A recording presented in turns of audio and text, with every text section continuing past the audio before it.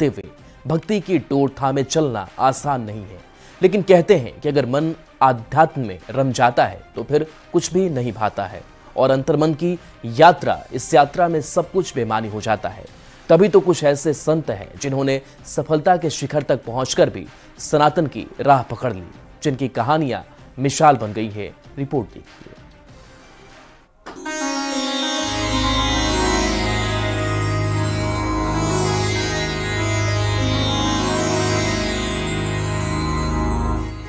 महाकुंभ नगर में संगम की रेत पर डेरा जमाने वाले तमाम साधु संत ऐसे हैं जो करियर के चरम पर थे, लेकिन फिर उन्हें गुरु का सानिध्य मिला और उन्होंने सनातन की राह पकड़ ली।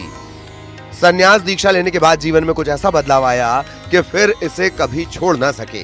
केवल देश नहीं बल्कि विदेशों में भी जाकर ये लोग धर्म प्रचार कर रहे हैं। ऐसे तमाम साधु संत हैं जिनकी कहानियां सभी के लिए मिसाल बन चुकी हैं।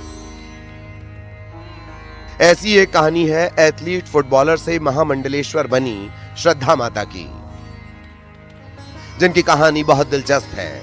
खिलाड़ी से साधना और सिद्धि तक की यात्रा के कई किस्से हैं, जिनके कारण अनायास ही मन संन्यास में रम गया। मैं बचपन से सुमिरन ध्यान करती थी, क्योंकि मेरे परिवार 5 पीढ़ी से कबीरपंथी रहे हैं।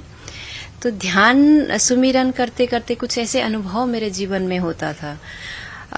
कुछ अलग से घटनाएं मेरे साथ घटती थी। जैसे आम लोग जीवन जीते हैं, स्कूल मैंने भी ऐसे ही पढ़ाई किया है। हाँ जी, मुझे बहुत गेम्स वगैरह पसंद रहा, एथलीट्स और फुटबॉल प्लेयर थी, बहुत पसंद था स्कूल में मुझे। इनफैक्ट मुझे ऐसा लगता था कि पढ़ाई से ज्यादा उस तरफ मेरा झुकाव रहा। और दूसरी तरफ मेरा था ध्यान की ओर। ध्यान शब्द को भी नहीं पता, बहुत कुछ तो नहीं पता था, पर कुछ ऐसे घटनाएं जो मेरे अंदर घटता रहता था। और दूसरी तरफ ये था कि मृत्यु को जानने की एक अलग मेरा जिज्ञासा रही। कोई शरीर छोड़ता था तो मुझे लगता था कि मुझे जानना चाहिए। तो कुछ प्रारब्ध रहा है। और जब कभी मुझे जहाँ मैं रहती थी सिक्किम में, मेरा शरीर सिक्किम का है जी, सुबह उठती थी तो मुझे इसे रात को कभी कोई गांव में शरीर छोड़ने वाला है तो एक मेरे अंदर में मैसेज आता था कि सुबह उठती थी को लगता कि ये शरीर छूट रहा है किसी के, तो उठ के मैं बोल देती थी। तो फिर सब बोलते थे कि नहीं ऐसे नहीं कहते। मैंने कहा मैं नहीं चाहती हूँ उस विषय में कहना, लेकिन ऐसा महसूस हो रहा है तो मैं बोल रही हूँ। महामंडलेश्वर चेतना माता की कहानी भी हैरान करने वाली है। यूपीएससी प्रीलिम पास करने वाली लड़की संत बन गई।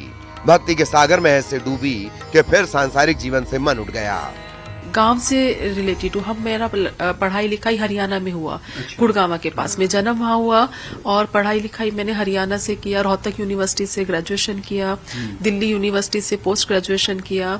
फिर बहुत प्रश्न थे कि छोटा सा गांव का एरिया है, महिलाएं बहुत परेशान हैं, उनको पूरी तरीके से इलाज नहीं मिल पा रहा है और लोगों को हेल्प की जरूरत है। तो वो मन में दिखता था कि मैं थोड़ा सा बड़ी हो जाऊं, मैं कुछ कार्य करूंगी और सोशल वर्क करना है, देश की सेवा करना है, गरीबों की मुझे सेवा करना है। यूपीएससी की प्रिपरेशन भी आप कर रही थी? जी। फिर मेरा एक मन था कि मुझे एक आईपीएस ऑफिसर बनना है जीवन में, और मैं फिर आगे बढ़ूंगी। ऑफिसर के माध्यम से मैं थोड़ा धन कमाऊंगी और लोगों की सहायता करूंगी।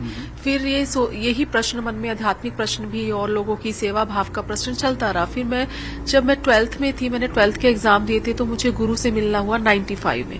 95 में गुरु का प्रोग्राम था महायोगी पायलट बाबा जी का। योग माता जी जो हमारी बहुत पूजनीय है, उनकी समाधि थी गुड़गांव के पास में ही एक ग्राम है, वहां पे समाधि थी। तो मैं ऐसे ही मिलने गई थी, तो फिर गुरु जी का दर्शन हुआ और मेरे जो माता का परिवार था वो समाधि वाले गुरु ढूंढ रहे थे। नाना जी तो मेरे खुद ही एक गुरु में थे, लेकिन मामा जी लोग कह रहे थे कि हम जो समाधि लेगा हम उसको गुरु बनाएंगे। तो फिर जब बाबा जी मिले, उन्होंने गुरु बनाया और मैं ऐसे ही अपने आशीर्वाद लेने गई बाबा जी के पास। जब बाबा जी से पहली बार मिली तो बाबा जी बोले, बेटा क्या करना चाहते हो? मैंने उनको अपना बताया, बाबा जी कुछ आध्यात्मिक प्रश्न है, उनमें मैं आगे बढ़ना चाहती हूँ, जानना चाहती हूँ कि मनुष्य के रूप में हम क्यों आए हैं, देवीय शक्तियां क्या है, कहाँ से आती हैं और इतना मनुष्य शक्तिशाली कैसे हो जाता है, और मुझे आगे आईपीएस ऑफिसर बनना, आशीर्वाद दो। तो उनका कहना था, बेटा ऑफिसर नहीं बन पाए तो सन्यासी बनना पड़ेगा। महाकुंभ ऐसे तमाम संतों से भरा है जिनकी कहानियां अनोखी हैं। पायलट बाबा के शिष्य शैलेश आनंद महाराज की कहानी भी कुछ ऐसी ही है। फिल्मों में बाल कलाकार का अभिनय किया, फिर यूनिवर्सिटी में छात्र नेता रहे, क्रिकेट की पिच पर भी हाथ आजमाया, लेकिन मन कहीं न लगा, क्योंकि जो सुख अध्यात्म में है वो कहीं और नहीं। देखिए, हर जीवन की अपनी व्यथा है, उनकी अपनी कथा है। मेरा ऐसा मानना है कि मैं 5 बार मरा, 5 बार जिंदा हुआ हूँ। हर बार एक नया किरदार मिला, हर जीवन के अंदर एक नई यात्रा मिली। बचपन के अंदर मेधावी अभिनेता था, तो मंचों के ऊपर काफी कार्य करा, लगातार अभिनय क्षेत्र के अंदर बढ़ता रहा। तत्पश्चात क्रिकेट काफी खेला, सीके नायडू, कुछ बिहार, विजय मर्चेंटिंग के अंदर मैं खेलता रहा, विश्वविद्यालय खेला। फिर उसी महाविद्यालय से चुनाव लड़ा और चुनाव लड़ करके सह सचिव, सचिव, उपाध्यक्ष सब बना। तो जीवन है, हमें पता नहीं कितने स्वरूप देता है, और ईश्वर शायद एक ही जन्म के अंदर सारे जन्म इसलिए देता होगा कि आपको मुक्त होना ही होना है, मोक्षत्व की ओर बढ़ना ही बढ़ना है। तत्पश्चात महायोगी के सानिध्य के अंदर संन्यास लिया और 2016 के अंदर महामंडलेश्वर बना। सनातन का यह संसार विदेशियों को भी खूब भा रहा है। कुंभ में आई एक विदेशी महिला ने नागा साधु बनने के लिए पिंडदान किया। बाल दान करने के बाद शुरू हुई महिला सन्यासी बनने की प्रक्रिया। इटली से आई इस महिला ने कहा, जो सुख अध्यात्म में है वो कहीं नहीं। सनातन परंपरा से जुड़ना सौभाग्य की बात है। संत, अपने बारे में बताइए। Tell us something about yourself, from which country you are and what do want to say about this Prayagraj. मैं शिवानी भारतीय, meet मेरा गुरुजी in 2012, first time in India, in Bharat, और remain loved from Indian culture, and my life change, sorry. Your life changes. Since when you are sadhu, how many years did you accept this saint culture? I meet Mera Guruji in 2012, and when I meet Guruji, become already sadhu maybe. From which country you are? You are from Netherlands. Italy. Huh? Italy wale. You are from Italy, and you are excited and you feel very proud that you are in Prayagraj, Tirthraj Prayagraj, such a place, okay, spiritual place. Very lucky for this. I feel very lucky. बाल दान भी आपने किए हैं, आपने hairs भी दान किए हैं। जता जी, अच्छा। स्नान। सनातनी परंपरा और सतमार्ग पर भक्ति की डोर थामे चलना आसान काम नहीं, लेकिन कहते हैं कि अगर मन अध्यात्म में रम जाता है तो फिर कुछ भी अच्छा नहीं लगता, क्योंकि अंतर मन की इस यात्रा में सारी चीजें बेमानी सी हो जाती हैं। Bureau report, news 18।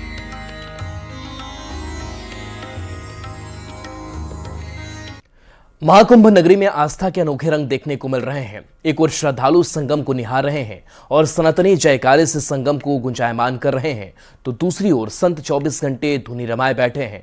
प्रयाग की धरती पर पहुंचा हर संत, हर महात्मा, हर श्रद्धालु एक एक क्षण का गवाह बनना चाहता है। रिपोर्ट देखिए।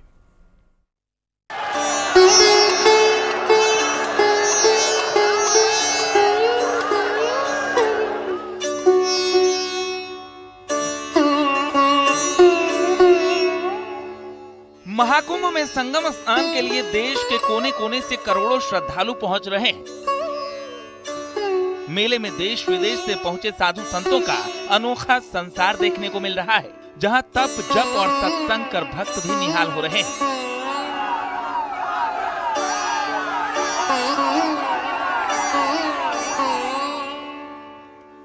भारत के पड़ोसी देश नेपाल के लुम्बिनी से एक परिवार प्रयागराज में लगे हुए महाकुंभ में गंगा स्नान करने के लिए करीब 300 किलोमीटर की पैदल यात्रा कर रहा है।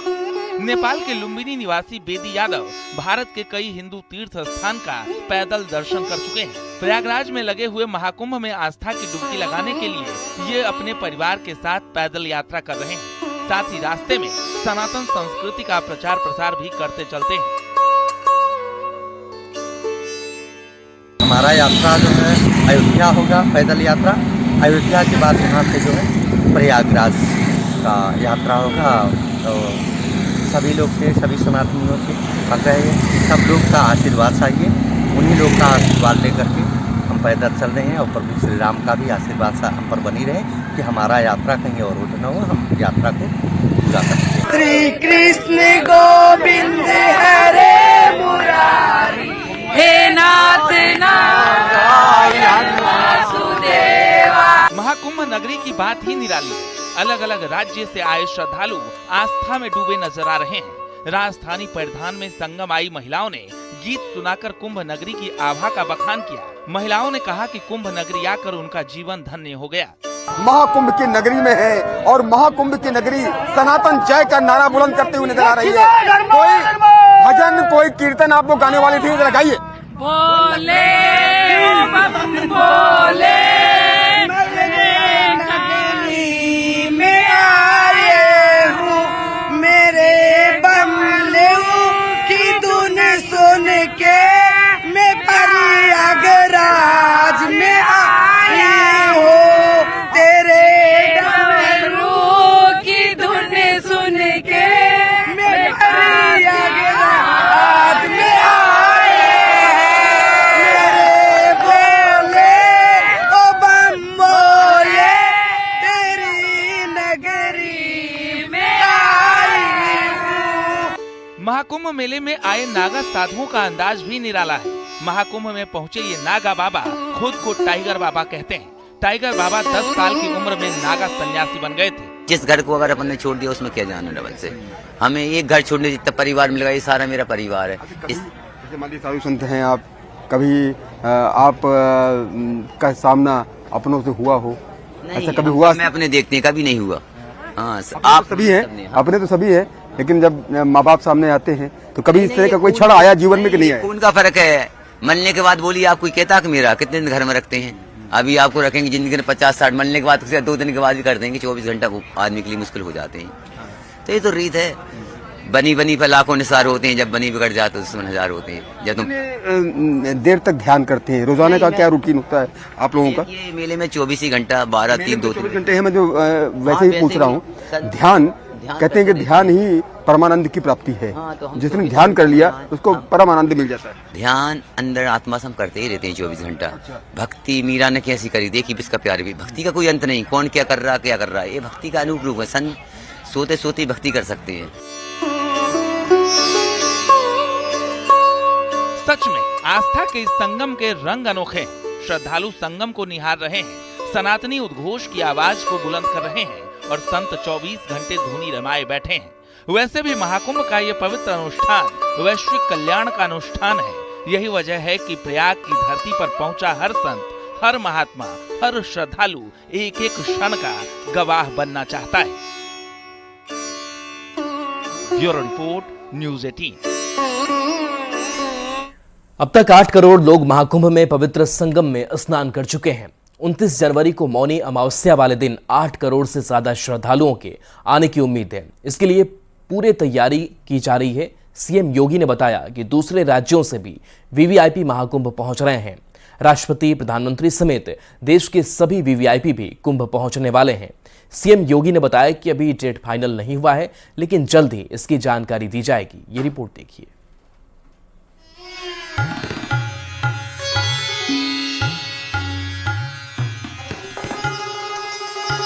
सीएम योगी आदित्यनाथ प्रयागराज पहुंचे और हेलीकॉप्टर से महाकुंभ मेला क्षेत्र का जायजा लिया। हवाई सर्वेक्षण के दौरान महाकुंभ के इंतजामों का जायजा लिया। सुरक्षा को लेकर सीएम योगी ने कुंभ मेला शिविर की जानकारी भी ली और अफसरों के साथ मीटिंग की। 29 जनवरी को मौनी अमावस्या वाले दिन 7 करोड़ से ज्यादा श्रद्धालुओं के आने की उम्मीद है। मुख्यमंत्री योगी आदित्यनाथ ने बताया कि दूसरे राज्यों से भी वीवीआईपी महाकुंभ में पहुंच रहे हैं। कुंभ में व्यवस्थाओं का पूरा ख्याल रखा जा रहा है।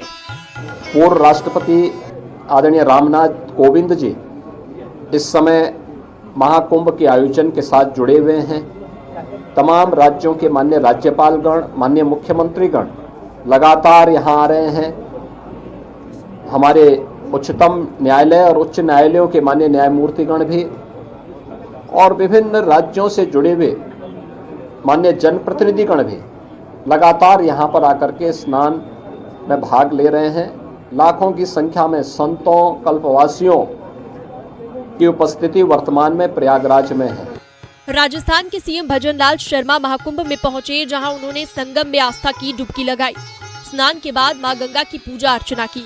इस दौरान उनके बेटे अभिषेक शर्मा ने भी गंगा में स्नान किया। स्नान के बाद सीएम भजनलाल ने दीपदान किया वहीं सीएम भजनलाल शर्मा ने राजस्थान मंडपम में साधु संतों से मुलाकात कर उनका आशीर्वाद भी लिया।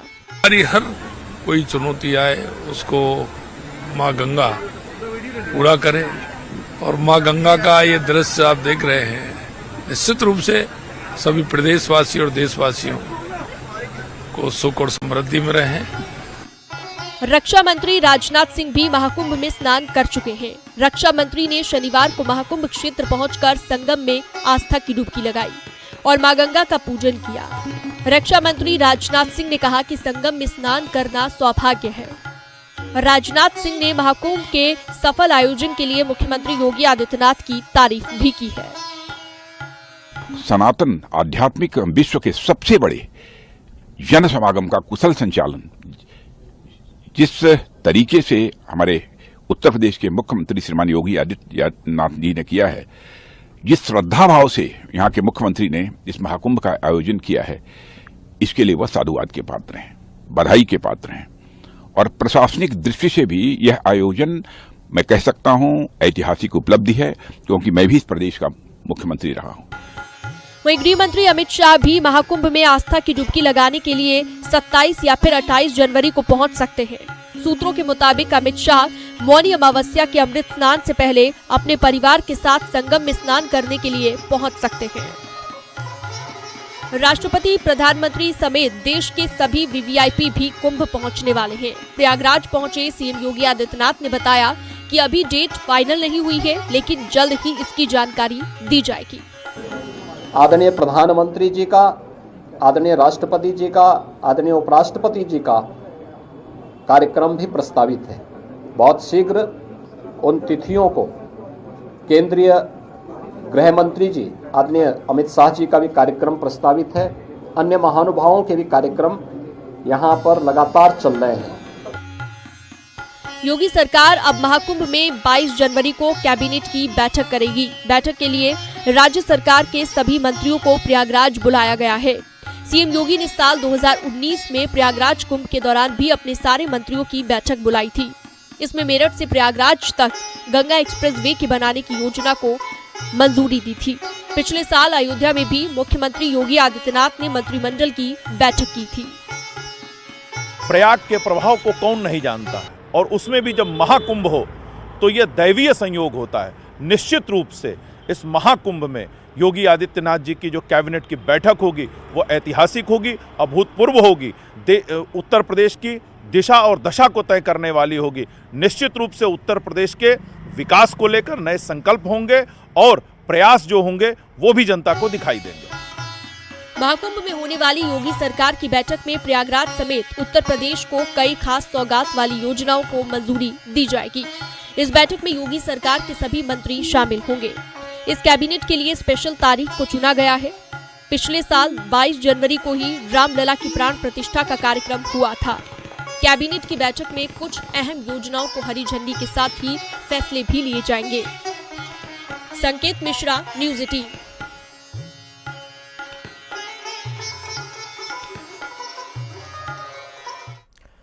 महाकुंभ में श्रद्धालुओं की भारी भीड़ है। यहां लोग हर हर गंगे का जयघोष कर रहे हैं और योगी सरकार की व्यवस्थाओं की जमकर तारीफ कर रहे हैं। प्रयागराज से देखिए उमेश श्रीवास्तव की ये रिपोर्ट। महाकुंभ नगर प्रयागराज समूचे विश्व का केंद्र बन गया है। महाकुंभ नगर प्रयागराज समूचे देश का केंद्र बिंदु बन गया है। जहां जहां तक निगाह जा रही है, मां गंगा, यमुना और अदृश्य सरस्वती के पावन संगम पर श्रद्धालुओं का रेला कारवां बढ़ता ही जा रहा है। सबसे पहले आप मां गंगा के दर्शन कर लीजिए और सूर्य देवता कैसे दर्शन दे रहे हैं ये छटा भी देख लीजिए। सूर्य देवता दर्शन दे रहे हैं, सुबह का वक्त है, मां गंगा कल कल बह रही हैं और जब सूर्य देवता की ये छटा गंगा पर पड़ती है तो ऐसा लगता है कि मां गंगा के आंचल में, मां गंगा की गोद में सूर्य देवता अटखेलियां करते हुए नजर आ रहे हैं। अद्भुत छटा है और ये रेला देखिए कि जहां जहां तक निगाह जा रही है वहां वहां तक श्रद्धा का ये कुंभ नजर आ रहा है, श्रद्धा का ये सैलाब नजर आ रहा है, श्रद्धा का ये जन समुद्र नजर आ रहा है। हर हर गंगे का जयघोष करते हुए ये सभी लोग चले आ रहे हैं। आप लोग क्या कहेंगे, कितनी मनोरम छटा है महाकुंभ नगर की और कितनी खुशनसीबी आप समझते हैं कि आप यहाँ पर माँ गंगा के दर्शन कर रहे हैं, स्नान करने जा रहे हैं। बहुत आनंद आ रहा है। योगी बाबा की बहुत बढ़िया व्यवस्था है। जय श्री राम, जय श्री राम, हर हर गंगे, जय जय श्री राम, जय जय योगी महाराज, योगी महाराज की जय हो, जय हो, जय हो, मोदी महाराज की जय हो, जोड़ी बनी रहे। कहाँ से आए हैं? मथुरा वृंदावन, मथुरा वृंदावन बोले बांके बिहारी लाल की जय, बांके बिहारी लाल की बलराम जी महाराज की जय। देख रहे हैं आप। महाकुंभ में तरह तरह के रंग देखने को मिल रहे हैं। इसी में एक 17 साल के संत पहुंचे हैं। ये संत कबीर पंथ को बढ़ावा देने में जुटे हैं। संत खुद को कबीर की पीढ़ी का बता रहे हैं। कबीर के दोहे गाने में जुटे संत से बातचीत की हमारे संवाददाता उमेश श्रीवास्तव ने। आप ये बताइए, कबीर पंथ को लेकर आप उपदेशक हैं, प्रवचन देते हैं, आपकी आयु कितनी है, किस क्लास में आप पढ़ते हैं और कबीर ही क्यों? साहेब बंदगी साहेब, मैं 17 वर्ष का हूँ, मैं भी 11वीं में हूँ और सदगुरु कबीर साहब के परम शिष्य हुए धनी धर्मदास साहब। तो धर्मदास साहब को सदगुरु कबीर साहब ने आशीर्वाद दिया कि तुम्हारे 42 पीढ़ी मेरे ज्ञान का प्रचार करेगी। अच्छा जी, तो उस 42 पीढ़ी में अभी 16वीं पीढ़ी की मैं सेवा दे रहा हूँ। जी।